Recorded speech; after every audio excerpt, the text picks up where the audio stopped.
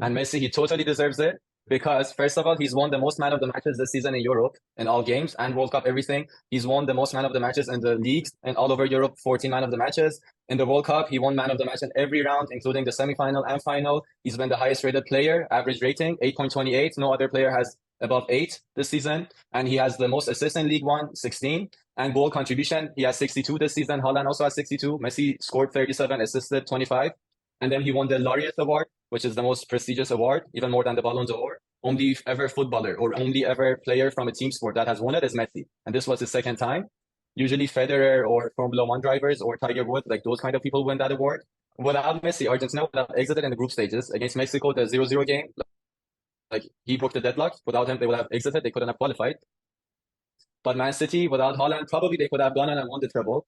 Alvarez was a perfect replacement for him. Even last year, they could have done the treble, but they lost to Real Madrid thanks to the miraculous comeback that Madrid did in the second leg. Even last year against Madrid, the first leg, City still scored 4 goals, but they conceded 3 goals. That was the problem in their defense. And historically, Balon d'Or has always been given based on World Cup performances during the World Cup years, except 2014 and 2010. But before 1995, non-Europeans could not win it. That's why Maradona and Pele, they couldn't win it before. But even in those years, players who played well in the World Cup, they won the Ballon d'Or.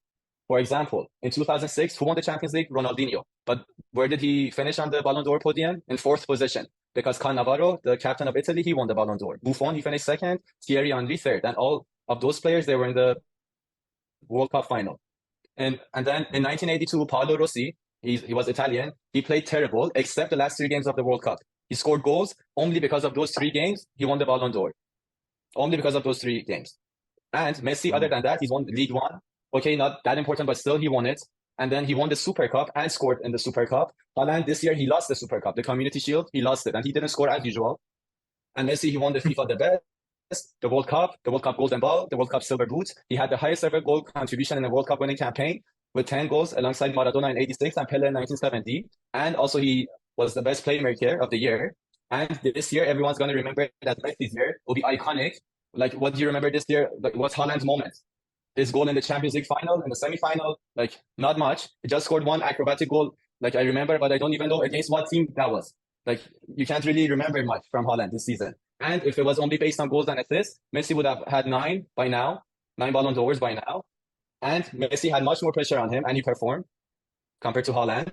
And in the semi-final and final of both FA Cup and Champions League, his performance was a disaster. He wasn't even named the player of the Champions League. Rodri won that, the Champions League player of the season. That should be enough.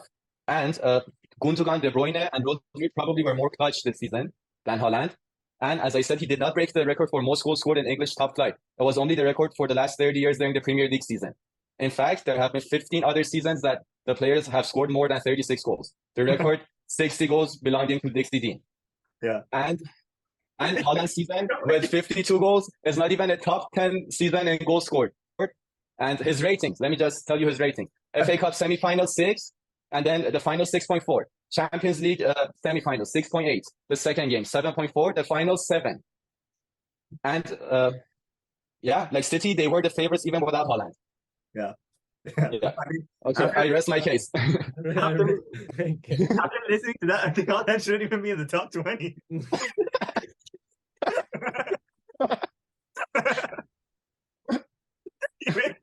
made Haaland sound like the worst player that ever played the game of football. No, the facts are good though. Yeah.